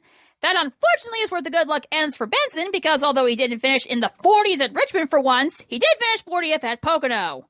And Sauter finished 2nd. Okay. And Sauter finished 2nd again at Charlotte, and again to Matt Kenseth. Benson rebounds for a 5th at Darlington, and now the 2017 title battle is interesting as Jeff Burton and Dale Earnhardt Jr. separated by 1 point with 3 races left. all night. A 1 point difference this late into the season. Oh my God. Oh my God. I'm starting to lose it a little bit. I'm so tired. Oh my God. Oh no, all right, I'm done. Matt Kenseth wins at Talladega. Dale Earnhardt Jr. second. Oh, come on. Wait, hold on. No way. Hey, Burton, where you at? Oh, Jeff. What the fuck? What the fuck, Jeff? Dude. It was just so close. Aw, man. Now it's all boring now. Thanks a lot, Jeff. Thanks a lot, Burton. You ruined it. I thought Junior was going to ruin it, but no, you ended up ruining it. Oh, Junior. Oh, I didn't even realize this. He DNF'd. Junior has DNF'd. Oh my gosh, Junior DNF'd. Oh my God. Oh my God. Where's Burton? Wait. Okay. Oh, dude, Burton. You just blew an opportunity. Now, Junior DNF'd and you still run that bad? Oh, dude, this should be way closer. Thanks a lot, Jeff. Thanks a lot. Okay. Darian double jinxed them both and didn't even realize it. So 53 points is the difference going into the finale. And Dale Jr. finishes third in the finale to win the 2017 title. His fourth straight and fifth overall. Meanwhile, Johnny Sauter gets a top 10 points finish for Morgan McClure. Okay then. And somehow, through all the ridiculousness, Johnny Benson finished 11th in points, which ties his best Cup Series points finish in real life. Although neither won in 2017, the fact both were top 11, almost top 10, and especially after all of Benson's struggles in 2017, was actually pretty damn impressive. Now we get to the off-season, and Mark Martin will automatically retire after 2017 every time. So let's see what else happens. 4 seasons to go. Oh no, I just realized something. Oh crap. Oh no. I just realized something. Damn. I forgot to save it. Before I started. So that means, unfortunately, we're not going to have a replacement for Mark Martin. Damn. My bad. That's my bad, y'all. Sorry. Darian forgets to save, but it didn't matter. Mark Martin was going to retire anyway. Mike McLaughlin leaves after 3 seasons, and a fantasy driver takes over the 88. On to 2018. Jimmie Johnson wins the Daytona 500 again. The two Johnnies were doing well, getting top 5s, but then of course the game makes Benson finish last at Bristol. Okay. But despite that, both Johnnies still got some more top 10s. Tony Stewart took wins from the fantasy drivers. Brian Vickers gets a couple last place finishes. Good. Stewart then takes a win from Johnny Sauter. Despite Stewart's dominance, he's not as dominant as anticipated halfway through 2018. Both Johnnies are in the top 10 in points. Please let that last. It lasted until Bristol, where both Johnnies finished in the 40s, because of course they do. But Michigan made up for that with Vickers finishing last. Somehow that kept both Johnnies in the top 10 in points 3/4 of the way through 2018. Benson somehow finished 5th at Tiburon, and Sauter somehow finished last at Charlotte. Both Johnnies finished in the top 10 at Martinsville, but Darian was in for one heck of a surprise. Not bad. Whoa! I didn't even notice that at first. Damn. At the start of the race, too? Oh, they must have wrecked each other. Bro. Oh, wait, actually, well, no, they're separated. Laps 9 and 15, but still. Ooh, and Jeff Burton gets the win? Oh, this championship's busted back wide open. No, it hasn't, actually. Dude. Hey, and you know what, Tony? I'm going to make fun of you even more now. You wasted another opportunity. Dale had DNF'd. Well, actually, no. Stewart DNF first, and then Junior DNF, but still. On top of that, Kevin Harvick finishes last at Rockingham, and Johnny Sauter wins. Blessed result. Brian Vickers finishes last again at the Daytona Beach course, and this is the one time I can truly confirm a NASCAR champion rewatching the stream. And it couldn't have gone to a better guy. Well, technically it could have, but Vickers is a mega-baddie in this timeline, so it still works. Also, after the Daytona Beach course, Dale Jr. clinches his 6th NASCAR Cup Series title and 5th in a row. And the season ends with Johnny Sauter finishing last. But Vickers still had more last place finishes. Ha! Johnny Benson finally wins the Top Dog Award amongst the NASCAR dozen against Johnny Sauter finishing 9th in points, which is better than he did in real life. Okay. Now for the off-season. Okay, already saved it. Let's see. Oh no! I didn't want you to retire. I wanted you to win one more race. I wanted you to win a race before you did. Oh, man. Okay, so Ward Burton retires. He hadn't won a race since 2006. And, he's just pretty mediocre. He was getting better towards the end of his career. And then Kyle Petty. You know what? Kyle Petty, he drove it all. He did it all for Adam, of course. Damn, but he could have. I figured that he would at least win like one surprise race, but he came second in 2015, and that was the closest he came to winning. Kyle Petty I expected because he was born in 1960, but Ward Burton was born in 1961, so that was a tad bit more surprising. He could have gone one more year if Darian wished to reset it, but both got replacements, so Darian did not reset. So now it's time to move on to 2019. Fantastic start as Johnny Sauter finishes last in the Daytona 500, but at least Jeff Burton got the win, so there's that. Sauter made up for it, though, with a 3rd place finish at the Phoenix Road Course, as well as Bristol. And yes, the Phoenix Road Course is a thing in the game. Johnny Benson then ones up Sauter by winning at Darlington. Things are going very well now. But hey, I'm glad Ultimate Dragon got to see Benson win. McMurray! Little Jamie, baby! Little Jamie, baby, you finally fucking did it! We waited so long, dude! Little Jamie, baby! Dude! Finally, you get a win, and then Sasha gets another top 5, and then Chapman in the top 5. Oh my gosh! Took long enough, but Jamie McMurray gets a win in Top of Nine's car. Okay. The two Johnnies have more great runs, with Benson getting a top 5 at Infineon and Sauter getting a top 5 at Rockingham. And then... 0 for 0 cautions. Not something you see today. Definitely not. Johnny! Johnny Sauter, Johnny Sauter, Johnny Sauter, Johnny Sauter. Johnny Sauter gets another victory on the Pocono Road Course. Sauter wins Pocono. And then Benson gets a top 5 and Sauter a top 10 at Talladega. That works. Unfortunately, two mega-baddies are leading the points at halfway, but Johnny Sauter being 5th in points is just amazing. Then both Johnnies get top 5s at Daytona, with Sauter winning. I'm liking this. And look at that. Look at that, y'all. Look at that. Is Sauter a champion? Can Sauter win a championship for Morgan McClure in this sim? That'd be the craziest thing I've ever seen in this sim through if that happens. All right, Kurt Busch DNFs, and oh, poor Joey DNF too in McMurray. Ashton Lewis! Ashton Lewis is a NASCAR Winston Cup Series winner. Oh, you gotta love it. Don't you just love parody? Spam parody, spam Lewis, spam whatever in the chat, bro. Oh my gosh. Finally, Ashton Lewis gets the dub. But he had to beat Johnny Benson to do it. But still, it's all good. Ashton Lewis Jr. gets his first win against Johnny Benson at New Hampshire. Sauter got 8th and Robbie Gordon got 10th. Great day for my boys at New Hampshire. Then the game says nope and has Sauter finish last at Michigan.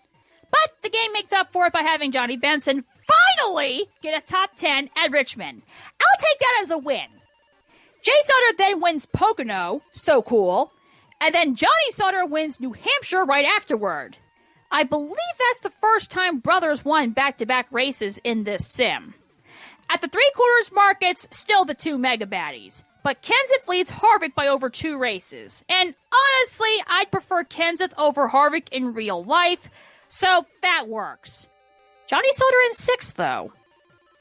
So of course Johnny Benson finishes last at Kansas. I think I already mentioned that he had no luck at Kansas in real life either. But then Sauter gets last the following week at Charlotte, but Robbie Gordon finished 10th, so hey, after everything Robbie's been through in this, that makes up for it. Oh, and Kenseth is trying to blow it, but Sauter threw to Rockingham while Benson was second to last. Bruh. Then he gets 9th at Darlington. That works. So, going into the 2019 finale, the championship came down to Matt Kenseth, Kevin Harvick, and Dale Earnhardt Jr. I would so love it if Kenseth and Harvick, two mega baddies, blew it, and Jr. gets it. That would be so cool. All right, I don't see any notable DNFs. Dale Earnhardt Jr. wins. Now has 101 victories. Kenseth finishes 6th. And Harvick did not show up. Harvick started on the pole, led a lap, and then dipped. So that means Matt Kenseth is the 2019 Winston Cup Series champion with 69 career wins. A nice win total indeed. Even though the two Johnnies finished in the top 5 in the finale, the celebration for us is mute, as Dale Earnhardt Jr.'s win was not enough to overcome Matt Kenseth. And the Mega Baddies have another championship, claiming the 2019 Cup Series title. Just like they did in real life. But hey, Johnny Sauter 6th in points! Wow! Now we get to the off-season before 2020. With no drivers remaining that were born in 1961, there was a chance for only fantasy drivers to retire here.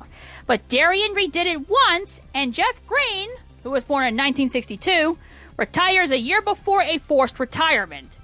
Apparently, George Dennis, the biggest upset winner in NASCAR history in this alternate universe, is also a forced retirement apparently after 2019, as he came up every time during the resets. Okay? Now on to 2020.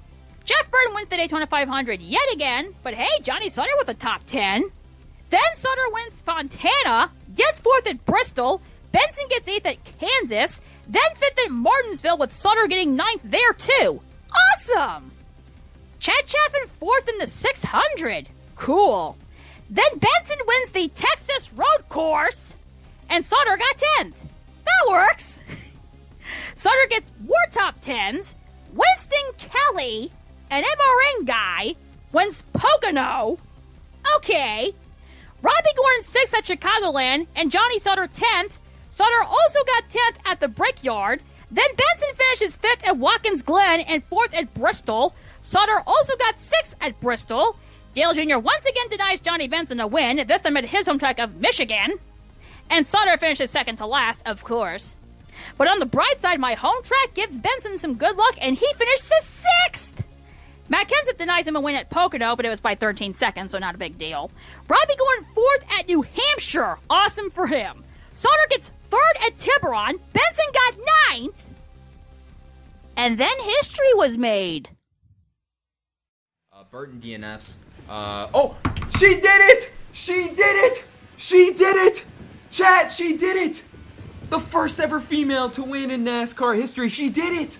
She did it! Come on, chat, react! React! Audrey Clark did it! She did it! She fucking did it! All the way from 33rd, and she led the most laps. Audrey Clark, we salute you, man. The first ever female winner in the history of NASCAR. Oh, man. Dude, staying this long for the stream was worth it. I hope you guys have enjoyed the stream as much as I have. Audrey Clark, who is in Dale Jarrett's 88, becomes the first female to win a NASCAR race, getting her first win at Kansas. Just amazing. Car quality-wise, it probably wasn't as big of an upset as George Dennis's Infineon win, but it's definitely up there. Then Johnny Sauter wins at Charlotte. But then, an upset even bigger than Audrey Clark winning all of a sudden happens. And not in a good way. Oh, no. Never mind. I think it's over. I think it's over. It's over. I think it's over. Junior lost, I think. Brian Vickers! What the fuck? Dude, that came out of nowhere. Oh, no. This was the moment that the stream and the sim-through begins to go off the rails. And 2020 was going so well, and then this happened. You know the friend of my group who calls Darian the pestilent fool? This was the first win for any of her guys in this entire thing. Casey Atwood couldn't win. Ricky Craven hasn't won. Todd Bodine couldn't win. Steve Park hasn't won. Casey Kane didn't get a chance. But Brian Vickers, a mega-baddie, in 2020 gets his first win and the first win for the Atwood fan of my old racing group. Oh, brother. And then to make it better, Mega-Baddie Mania runs wild once again. Not only did Martinsville have Mega-Baddies go 1-4-5, but that race also was the catalyst to Matt Kenseth winning the championship. And in some sense, that is some massive irony considering what Matt Kenseth was doing in real life in 2020. No, I am not going to discuss it. But, on the bright side, both Johnnies get a top 10 points finish. Now we get to the final silly season before the final season of the NASCAR Thunder 2003 Simthrough, 2021. The only notable driver retirement was Michael Waltrip, who beat replaced by a fantasy guy whose last name was Killen. Okay. Now here, instead of dealing with it like he has prior, Darian asked the chat whether to continue or redo it. Despite me and others wanting to keep it because it was getting kind of late, a few more people wanted to redo it. So just let me know really quick in the chat. I see Spencer's telling me to keep it. Redo. Redo until it's crazy. Let's see. No. Holy cow, what is he doing? Redo. One more. Keep it. Redo. Never mind. Try a redo. Why not? Redo until it's crazy. Okay, I'm seeing a lot of redos. All right, let's do it. Let's do it. Look, don't waste your time. Keep it fit. No. I want to try it. I want to push my luck. I'm sorry. I want to push my luck. I want to push my luck with it. It's the last one. From a game show fan, Darian, it's pressure luck, not push your luck. So by that logic, Darian gets whammy number 2 with an Elliott Sadler retirement with no replacement, which Darian immediately rejects. Whammy number 3 resulted in a Sadler retirement and replacement along with a couple other fantasy guys retiring. But Darian rejected that, pressed his luck, and got whammy number 4. Now on pressure luck, 4 whammies means you're out of the game. In Darian's world, however, 4 whammies means keep going until you get the most stupidest or worst result possible. And Darian gets his wish. So. Whoa! Actually, I like this one better. Sorry, Ultimate Dragon. The Johnny Benson era has come to an end. Sorry. Yeah, we're gonna keep this one. We got multiple replacements. Bruh, are you serious right now? Of course, I and one other person said redo, and the entire chat shouts us both down. My driver is bad enough, but Darian decides to not only retire Johnny Benson, but also John Andretti, who not only was not able to win this entire time, but also by the time we get to the end of 2020 in real life was dead. That's Kevin Grubb retires after 2008 in KamikazeGames NASCAR Thunder 2004 Simthrough territory. And of course, the 2 replacements are fantasy drivers and with stupid names. The guy who should have been Michael Waltrip's replacement instead steals John Andretti's ride, and his last name, may I remind you, is Kellen. Then Darian has an absolute fit over who he had steal Johnny Benson's ride. And then... what the fuck? Dick Paysor. I was not expecting to see that type of name. Dick Paysor is going to take over the 10. So let's see if Dick can win in the final season. And holy shit, we got 234 people watching. Make sure to click the like button, everybody. You know, I've heard the Johnny Sauter joke before, but somehow Dick Paysor is worse. And even better, that guy's fantasy number was 123. I'm not making that up. And of course, since the first name is Dick, and this is Darian's stream, the chat just eats it up. As if we hadn't had names like that in real life. So apparently, Dick Paysor is one of the few fantasy drivers not affiliated with EA Sports or MRN in this reality. In real life, Dick Paysor is a former crew member and business guy who back then was massively connected to Rusty Wallace, so why didn't you take his ride? Today in this reality, he is affiliated with Doug Herbert's Brakes program. Okay then, that's the connection to me.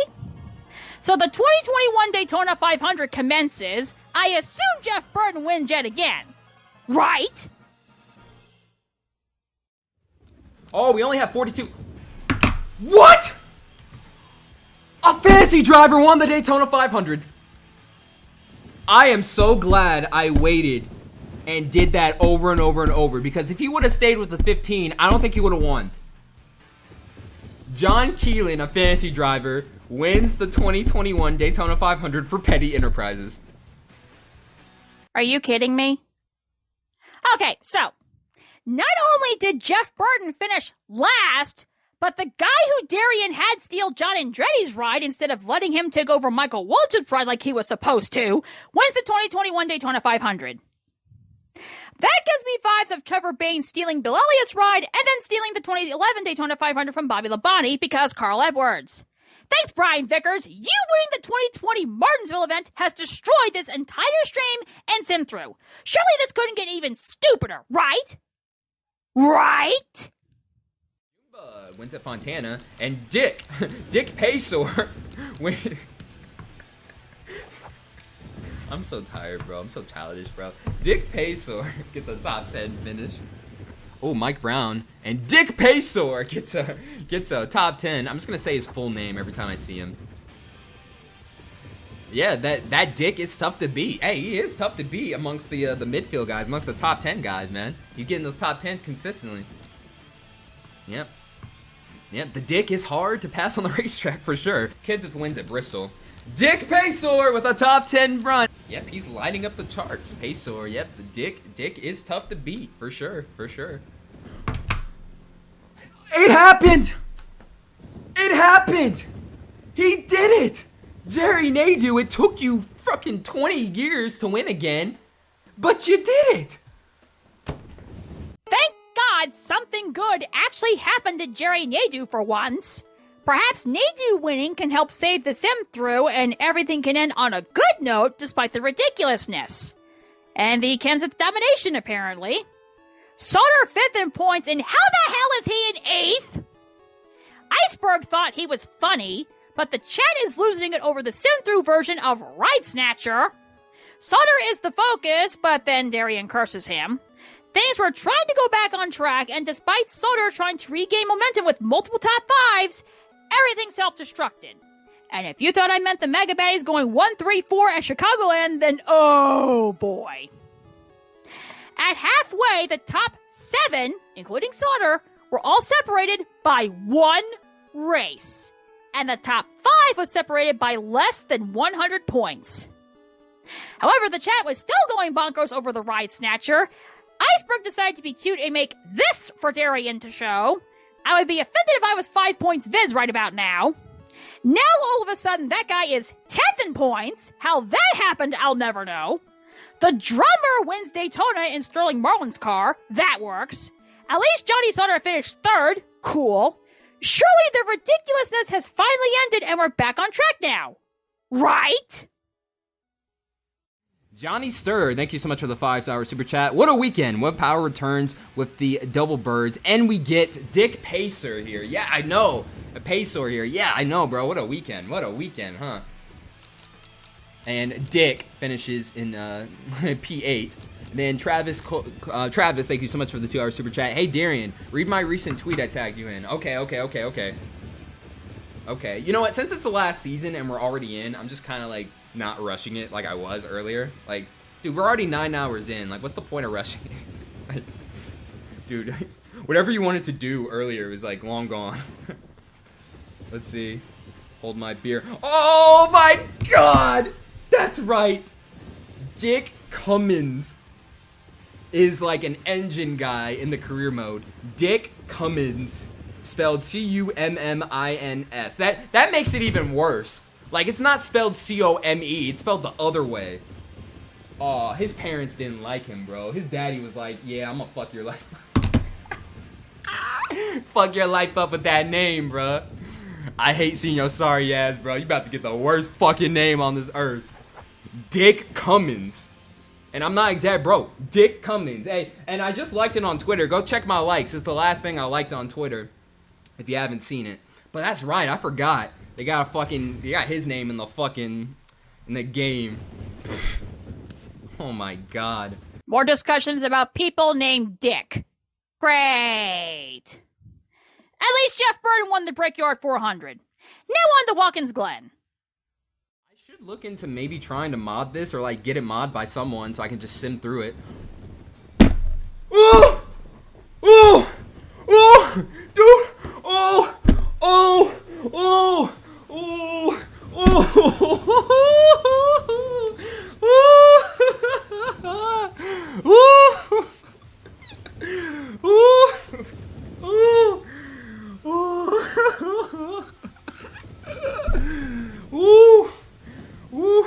Dude, he won.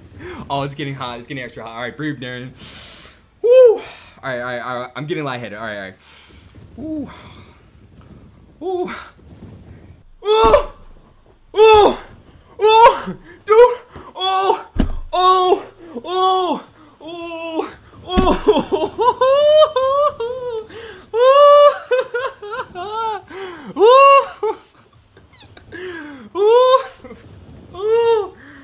Oh!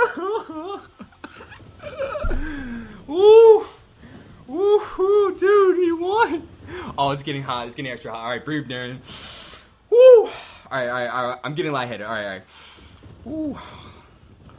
Ooh.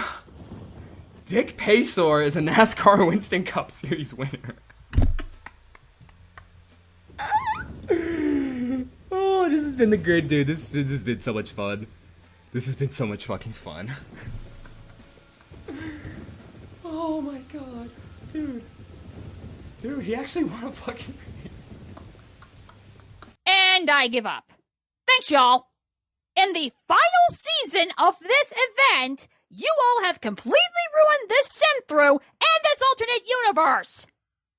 Hey, Dragon, let me holler at you for a second, Dragon. Hey, Dragon, bro. Hey, Dragon. Look, I know you like Johnny, and you know, we were rooting for Johnny, you know? Hey, he got, he got 5 wins. He got a top 10 points finish twice before he ended up retiring. But I am so glad that I decided to do that. You know, the whole, I decided to manipulate the retirement because, dude, we got Dick Paysor in the ride. And if we didn't, we wouldn't have done that. So, I'm glad Johnny retired. Sorry. This is great for the memes. Like, he's going to be the most remembered driver on the stream, and he only won a single race. He only won a single race. Oh, man, now Jarrett wants me to check the text. What's going on? My home bro, he's telling me who that actually... Wait, hold on. Like, the name or the guy in the picture? Wait, hold on. Hold on. Give me a second.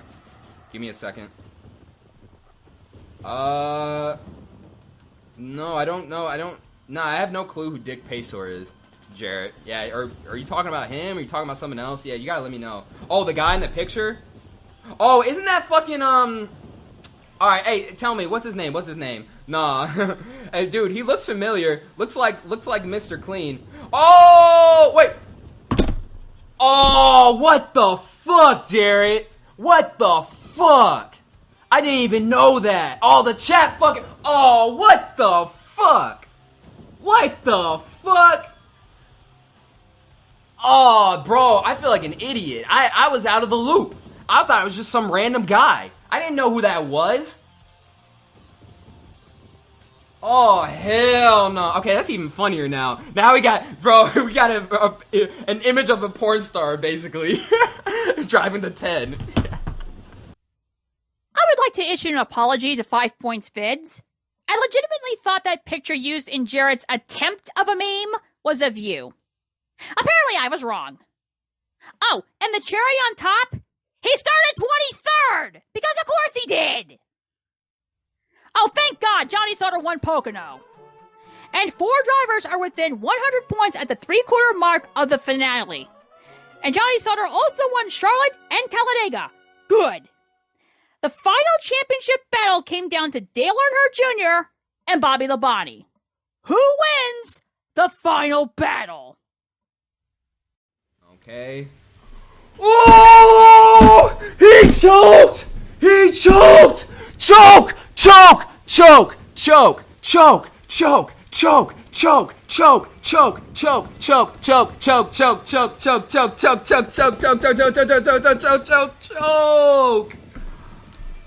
Choked it. You choked being a 7-time champ.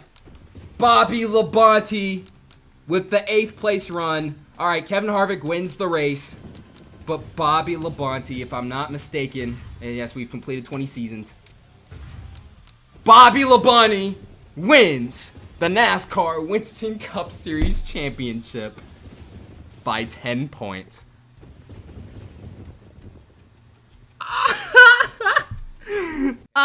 Choke or Jeff Purvis wrecked him? Either way, Darian's jinxing powers did its thing one last time, and Bobby Labonte gets his 2nd Cup Series championship. 21 years after his first. And I'm fairly positive he overtook Dale Jarrett as the oldest champion in the sim-through now.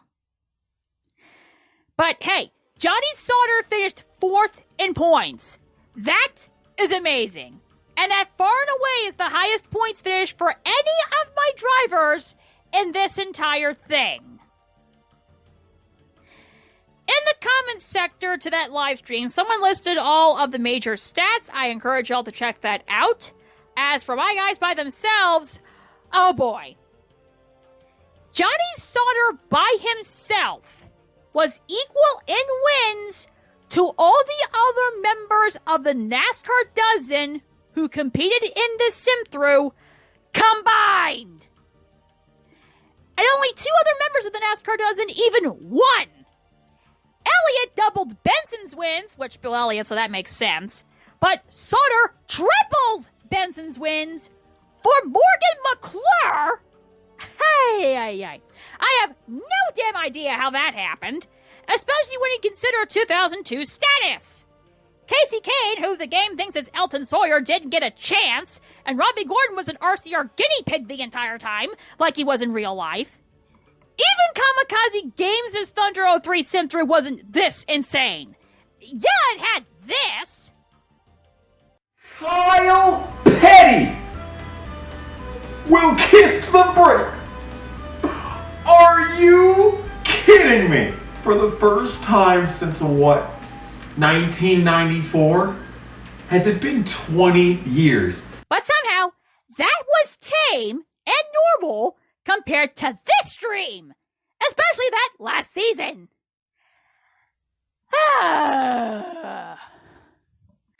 So, that was the story of the most off-the-rails NASCAR Thunder 2003 Simthrough of all time. I know I said I'd do this video if Johnny Sauter won a championship. That unfortunately did not happen, but things went so bonkers so quickly, especially towards the end, that I just had to do a storytime video on that stream anyway. I am never going to hear the end of this one. So thank you everyone for watching. This is Ultimate 23 Dragon, and that's my final answer. And then, oh, yes, the moment of truth, our stats. I almost forgot. We're going to close it out. 720 starts, 0 poles, 0 wins, 0 top 5s, 0 top 10s. Actually, no, we were the worst, actually. Never mind. 43rd place average finish, average start, average finish 39.3. The best finishes of our career averaging out was 32nd. And that came in our rookie year. And we never reached those milestones again. Oh man, and the best points finish was 38th. So we were, never mind. Sorry, Elliott. We were clearly the worst. But yeah, NASCAR bust Darian Gilliam for sure.